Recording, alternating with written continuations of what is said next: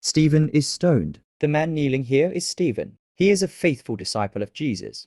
But look at what's happening to him now. These men are throwing big stones at him. Why do they hate Stephen so much that they are doing this terrible thing? Let's see. God has been helping Stephen to do wonderful miracles. These men don't like this, and so they get into an argument with him about his teaching the people the truth. But God gives Stephen great wisdom, and Stephen shows that these men have been teaching false things. This makes them even angrier. So they grab him and call in people to tell lies about him. The high priest asks Stephen, "Are these things true?" Stephen answers by giving a fine talk from the Bible at the end of it. He tells how bad men hated Jehovah's prophets long ago. Then he says, "You are just like those men. You killed God's servant Jesus, and you have not obeyed God's laws." This makes these religious leaders very angry. They grind their teeth in rage, but then Stephen lifts his head up and says, "Look, I see Jesus standing at the right side of God in heaven."